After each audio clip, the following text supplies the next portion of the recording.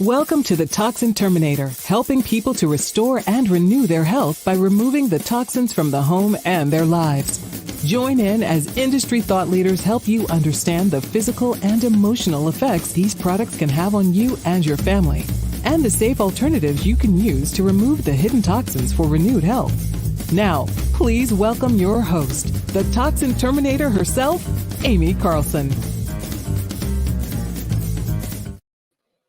Hello, everyone. Welcome back to the show. I'm so glad that you guys are tuning in each and every week. We are down to just one episode a week, so we're coming live to you on the YouTube channel every single Monday, as well as new podcast gets released out. Now, remember, if you want help on your journey to health and wellness, we have a brand new boot camp that goes out each and every month. Our next one is launching March 14th.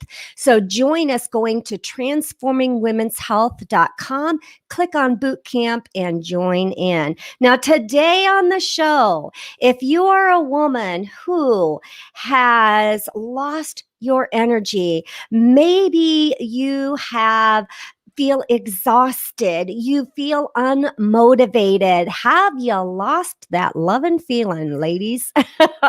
Because let me tell you, you're going to want to listen in today. As women, so many times we're so busy taking care of everybody else. We're so busy checking off that checklist that we forget to take care of ourselves. And my guest today is Dr. Renee Wellenstein. She is a double board certified doctor working with women for over 20 years. She's got her own personal story to share with us, but her mission is really to empower women to take control of their own health, jumpstart their energy, and improve their confidence and reignite their libido. Renee, I'm so glad to have you with us today. Thank you for having me, Amy. I can't wait to dig into this topic because, I feel like it's another one of those taboo topics. Mm-hmm.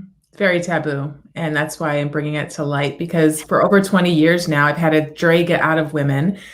I should say for the first 15, I didn't, because I didn't know how to help women with low libido. And for the past 6 years now, I've really had to drag it out of women because they just don't think there's a problem, number one. Number two, they don't want to talk about it. Yeah. So, Yeah. I mean, who wants to admit, God, my sex life is completely crashed.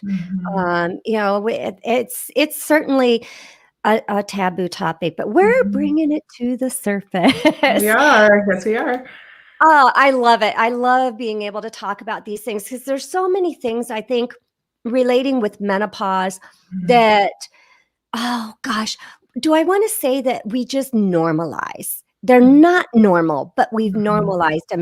Would that be kind of a right way to say correct. that? Yeah, that's correct. There's a lot of things, there's a lot of myths out there that, a certain phase of your life, or after having the kids or going through menopause, or, that it's normal for you to lose your libido, and it's accepted, it's unacceptable in my opinion. If it was, and I'm not going to bash men, but if it was a man having these issues, he would be seeing his doctor right away. But we women, again, it's normalized, it's normal, it's hormonal. Yep. And I'm not sure where the endpoint is. I think they think one day they're just going to wake up with an improved libido, but they don't search for answers as to why. And they just normalize the low libido issue that they're having. And they want it to be better, but they just don't know what to do about it. And nobody's talking about it. No one's talking about it. Right. So. Well, let's talk about a little bit about your personal story. I know, just like so many of us in this space, we have our own stories of recovery. Do you mind starting there with us? No, not at all. I have quite the story, and it's actually my journey into functional medicine, which is more holistic health, because as I said, I was trained conventionally in OBGYN. So I practiced as an OBGYN, and 13 years ago, I had twins. So I was having the perfect life, or so I thought. I was working a very busy schedule as an OBGYN, trying to raise my infant twins. And we moved from rural New York City, or suburb of New York City, to rural New York. And I got my dream horse. And that's what you do when you move to the country. And that dream horse actually threw me for a loop, and I broke my back. And that was in 2012. Yeah. So, and I always say that's where my story begins, because that was really the pivotal moment in my life where sort of things started to fall apart, and then I had to put them back together again. So for, I would say, 2 to 3 years, I chased a lot of weird symptoms that I was having, and I didn't quite know what kind of box to put them in, because we have to remember, I was trained conventionally. I was trained as an OBGYN.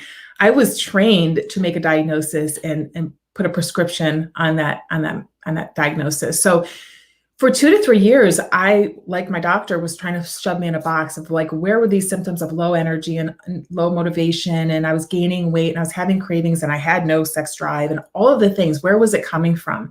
Right. And after I got shoved into that depression box, but failed antidepressants, not one, but 2 different times, I actually had to start asking myself, or asking questions, period. And as a conventional doc, unless you fit into a diagnosis, you really don't know what to do. And I think a lot of your audience can probably resonate with that. They go to their doctor, their labs are normal, they just don't feel normal, they're put on medications, it's just not helping. Well, the doc has run out of options. They don't know really what to do. So either you're normal or you get sent to a specialist. Right. So in my situation, a lot of my colleagues, my medical colleagues, were giving up on me because they just didn't know what else to do. Right. I always say I was the only person who flunked out of physical therapy because I never got better. I had chronic pain, I had all these things. So ironically, I actually got in contact with a functional medicine doc for another reason. And I started talking to her. I didn't even know what functional medicine was. Right. Yeah.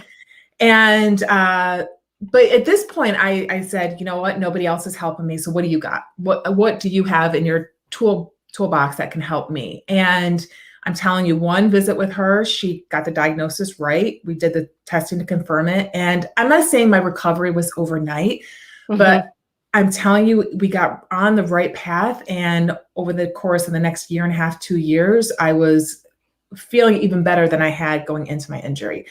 You know, I still deal with back issues, but I'm telling you, there were so many other things in my life, including my back, that have improved tremendously. So did find functional medicine. And I'm the type of personality that when I find something, I go with my intuition, my gut. And I said, oh my gosh, you helped me so much. I am actually just going to jump off a bridge and go into functional medicine myself. And I remember my husband's like, what are you doing? What's functional medicine? Yeah. Yeah. So I left my OBGYN job and jumped into the fellowship and took on a job as a functional medicine doc, and transitioned to Libido in 2020, after having taken care of women for over 20 years and really no one focusing on this, because a lot of the things that I do to help women just regain their energy, their confidence, lose weight, all of the things actually helps to improve their libido as well. So isn't it funny how when we get the body healthy from the inside out, there's so many side benefits, that happen. Weight loss is actually a side benefit of getting the inside body healthy. So I just love that libido and increased libido is just a side effect of getting ourselves healthy on the inside. Absolutely. And, there's a myth out there also that you need just one magical pill or cream or hormone, right? Ladies, we are much more complex than that. And I'm not saying in a bad way. We are just special. We are not, quote unquote, fixed with a magic bullet. You really need to look at all aspects of a woman's health in order to sort of figure out where the problem lies and how, strategically come at it from a different way, as opposed to just a pill or a cream. Right, exactly. So what would you say? I mean, I know that we're going to get into the kind of the 8-step approach to holistically address low libido. And so maybe within those 8 steps are some of the questions I'm going to ask now. So just stop me, if that's the case. But why do women have low libido? Are you able to kind of figure some of the main things out, or is it really kind of different for everybody? It is. And what I'm finding is a lot of times, ironically, one of the key components is a relationship issue.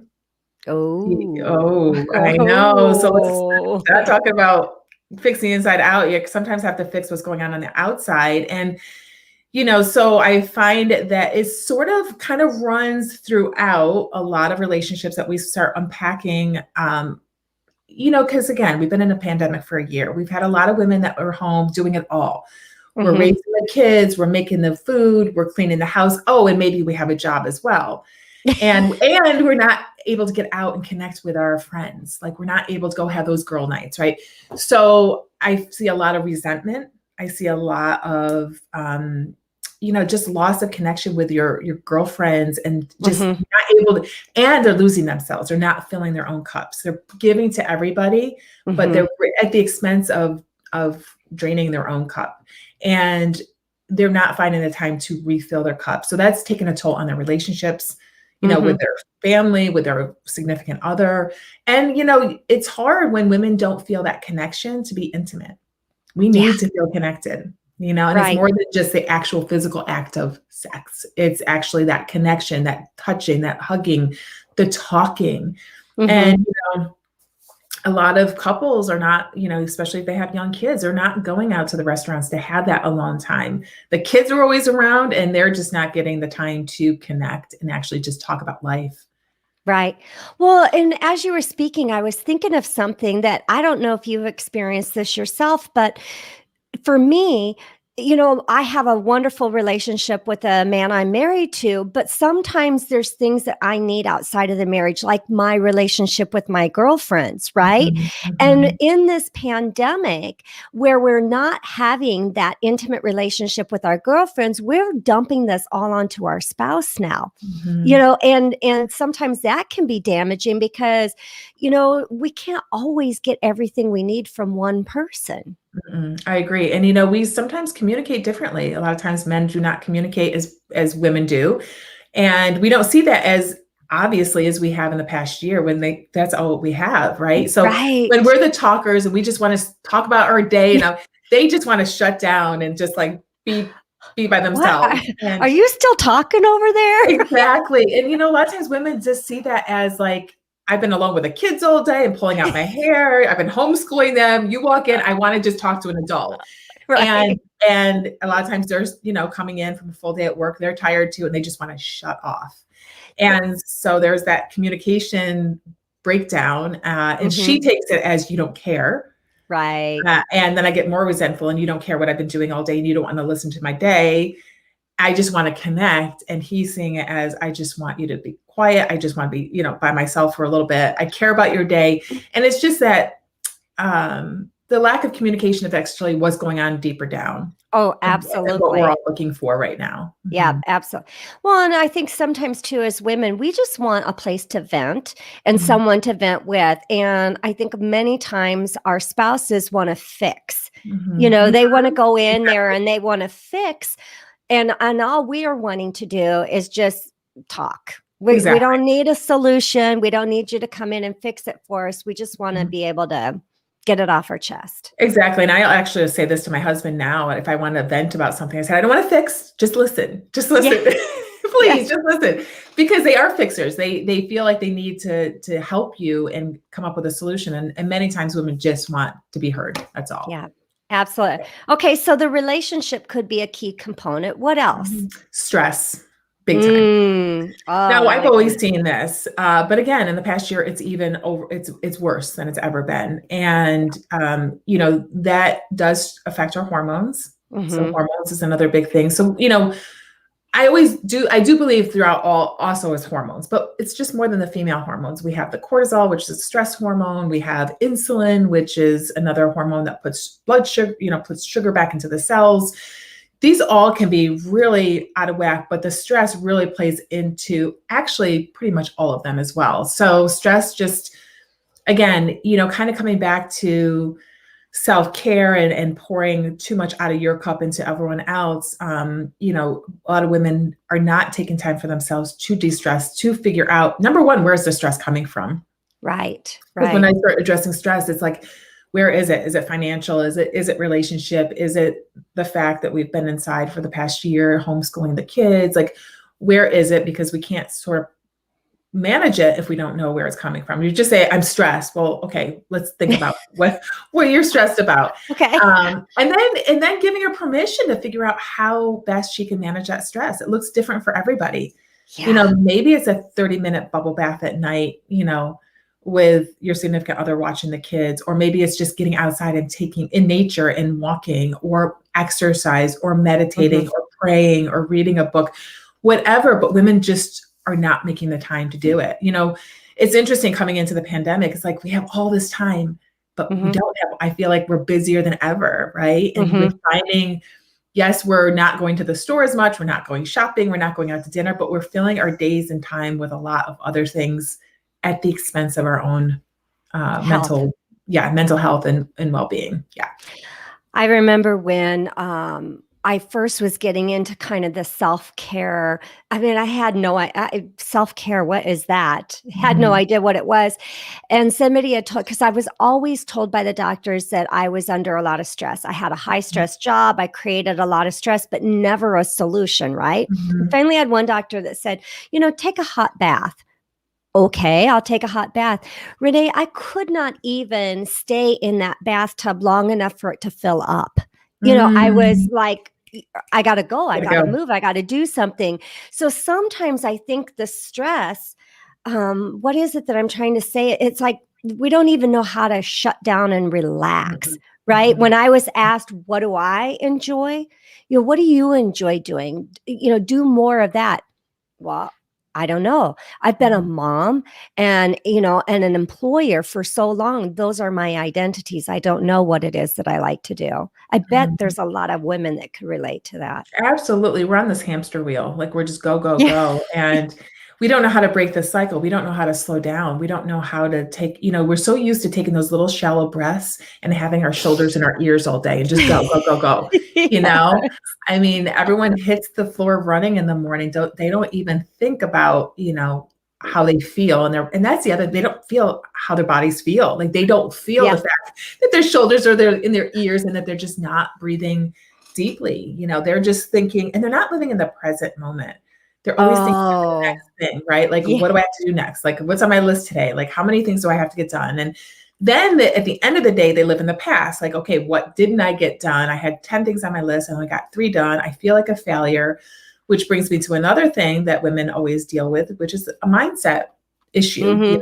I think that runs deep for most women, including myself, which when I'm working with my clients, is that the one thing? No, but it runs deep for a lot of women with their mindset and how they talk to themselves. And a lot of times, do they even feel worthy of having a bubble bath or, taking that walk, right? A lot of times they don't. They have to tend to the kids. They don't feel like they're worthy enough. They're not enough. And then we come to the whole body image and again, last year of a lot of people using comfort foods and like gaining weight and all those things, like they just don't, I'm overweight. I can never lose weight. I'm not good enough. It's just this self-deprecating words that we keep saying to ourselves that we never say to our best friend.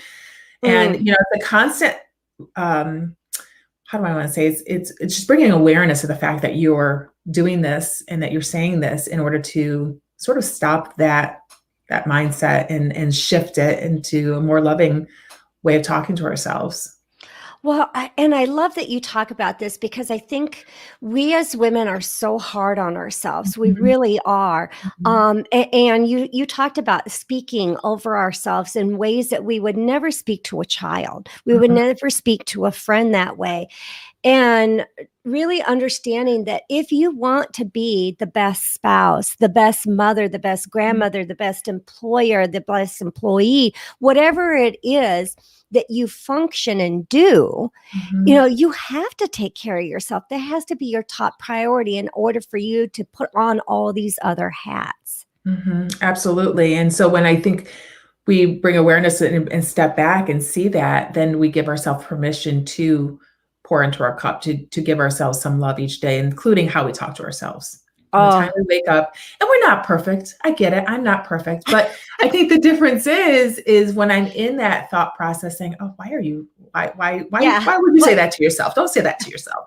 And how can we be more loving to ourselves? So absolutely. It makes us better everything. Wife, significant other, mother, daughter, all around a better person. I love that. Okay, so we've got relationship, stress, mindset, which is a huge piece, I believe. What else do we?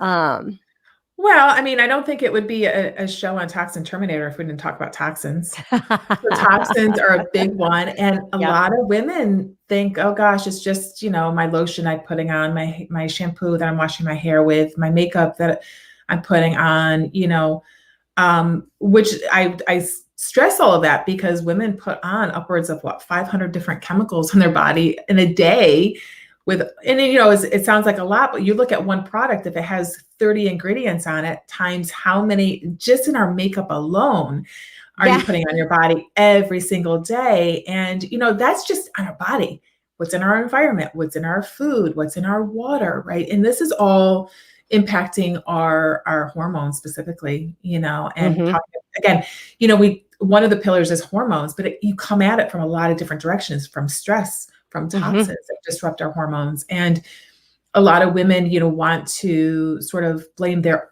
au naturel hormones or lack of, especially when you get to menopause. And a lot of times we have to think, and that's a separate, that's another issue with menopause and the loss of estrogen. But like in the late, actually pre-puberty, puberty, a lot of girls are getting precocious puberty. They're getting their periods, breast development so much earlier. Yes. And it's interesting. I noticed this before I was in this functional medicine world. I was noticing this in OBGYN as well. I was like, wow, these girls are coming in like really young with breast development and periods and all of the secondary sex characteristics. What is going on? And ding, ding, ding. I realize now what has been going on. But everything, parabens, phthalates, the chemicals in the foods, a lot of the BPA, it's all affecting not only girls, but men as well.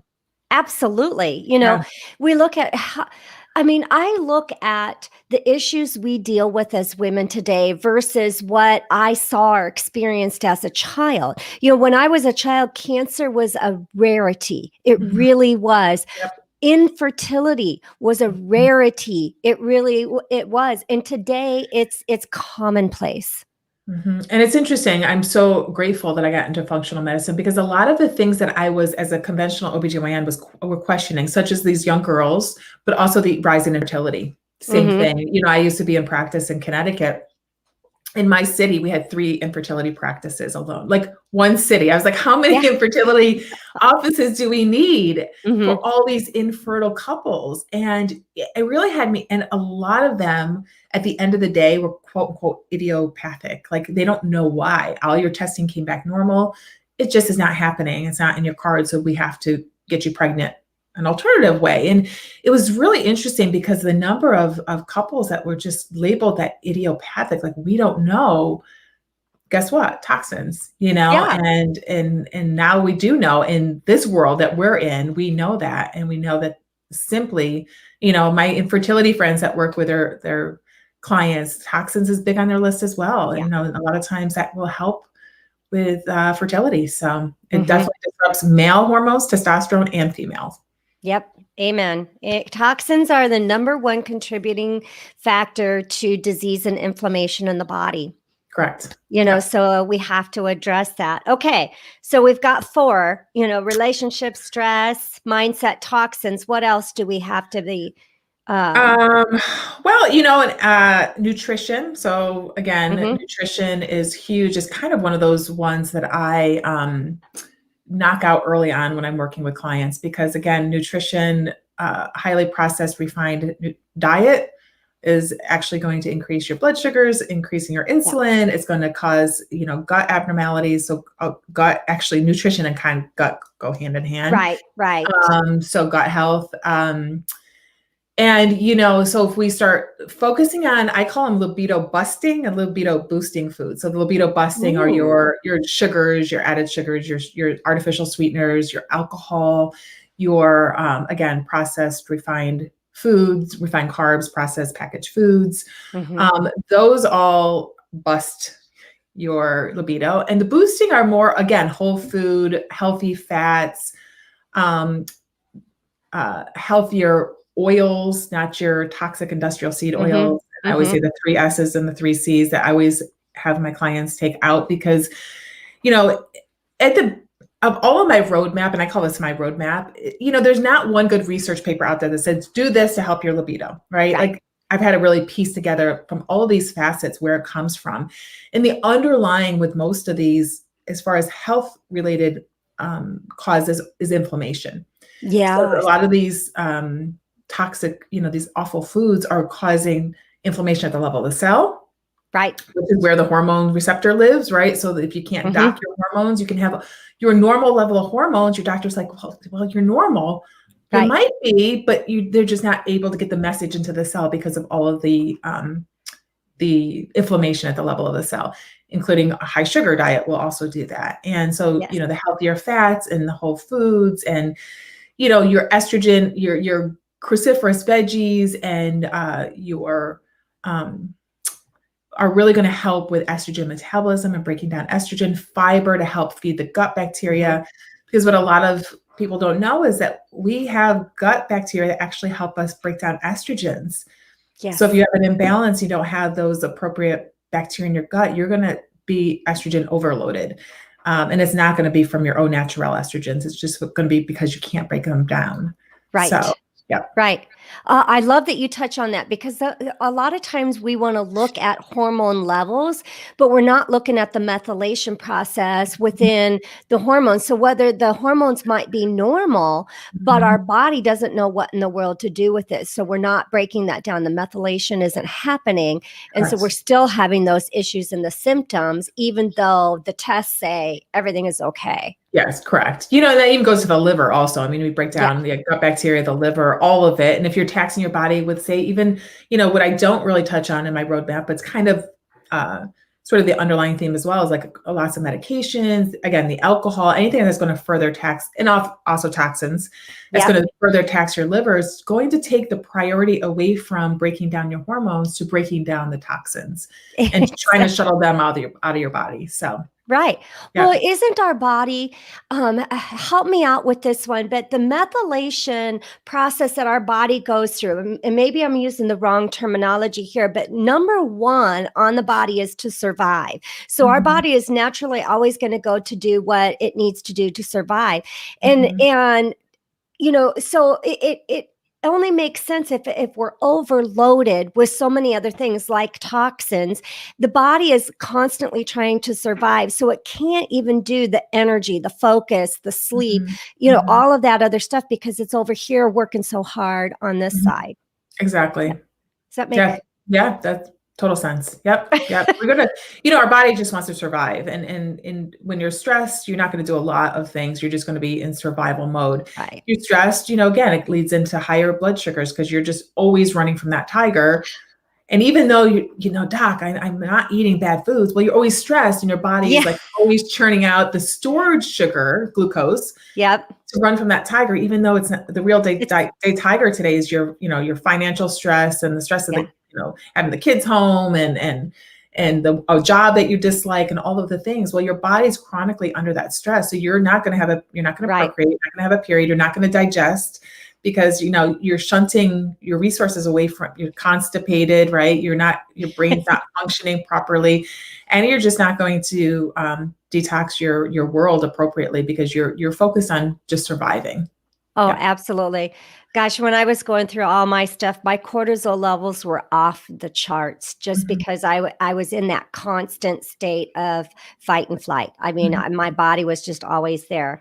Okay, and our what we're covering, kind of your 8-step approach. You're talking about your roadmap, your 8-step approach. So we've covered the foods, the libido bust and the libido boosting. I love that. So we've got 5 of the 8. So hormones, we got our toxins, stress. Oh, 6. Yep. Mindset, relationship, nutrition, mood issues. So underlying anxiety and depression, strong correlation with both of those, especially depression and low libido.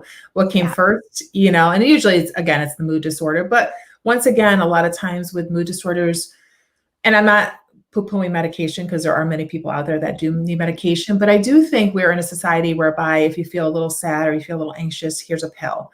And we really don't try to work on, working on our gut health and getting those foods that are going to help us make those, support those bacteria that produce the serotonin, which is our Mhm.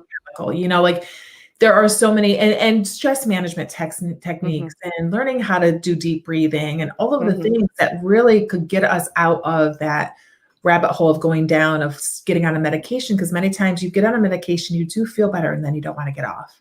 And Right. whereas the stimulus to try to figure out why you felt a certain way and work on it. And again, in the conventional world, there is a place for pills, but for that truly motivated person that really wants to get to the root cause of why they're feeling the way they're feeling and perhaps get off the medication, that's who I work with. So yeah, so mood issues are huge. And again, I don't take people off medications, women, but if we are working together, because again, a lot of the antidepressants will also Mhm. affect libido.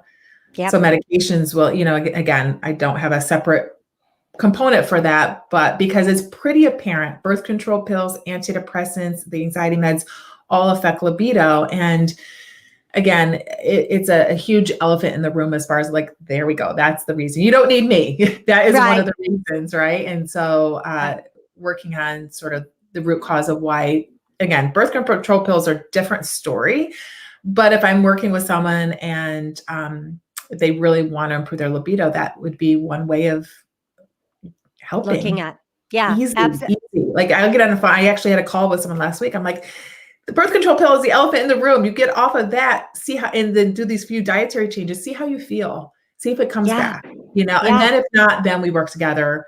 And of course, Right. pregnancy is an issue and there's other options, but yeah, so definitely the mood issues and related medications.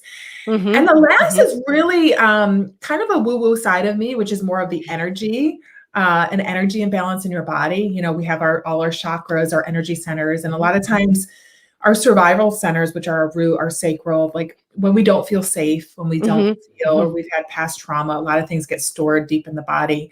Oh, And yeah. this is kind of like an icing on the cake. This is not something we start with usually right at the beginning, but You might have people running from you going, "What?" yeah, right. Like let's just release some energy, but it definitely is a component of Oh, libido.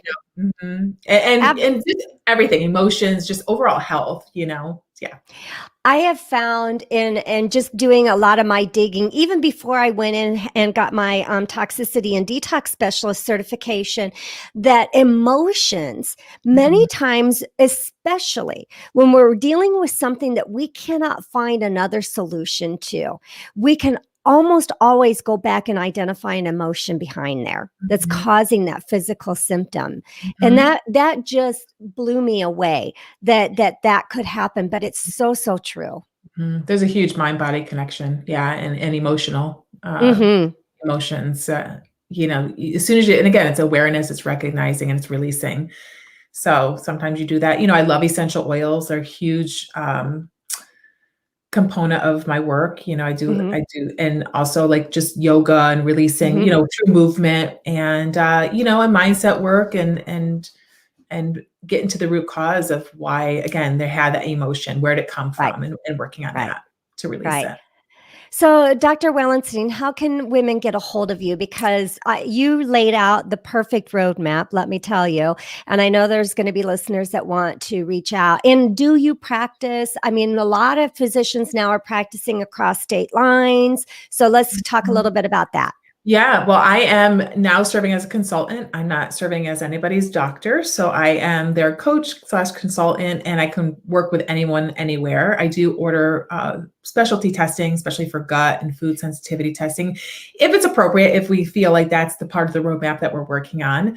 Okay. And so I'm 100% virtual, and I do take on one-on-one clients. 2021 is going to be a little interesting year for me to try to serve more women, as many as I can, as best as I can.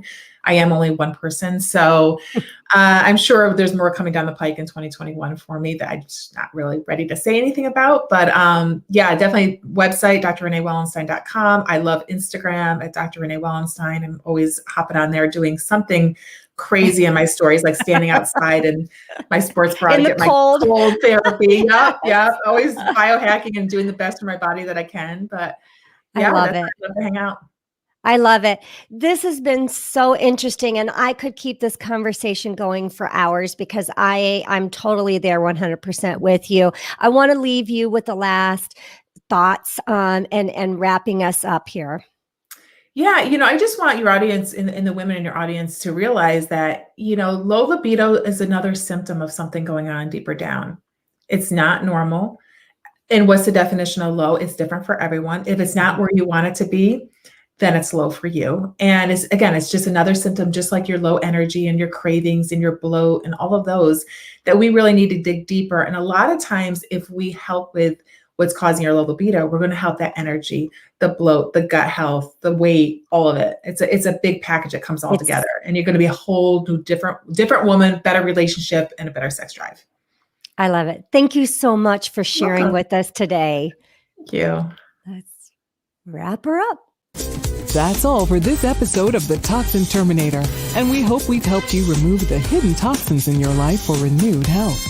If you're looking to continue your journey towards full rejuvenation, reach out to Amy directly by visiting amycarlson.com for your own one-on-one chat session, as well as your free toxic risk assessment.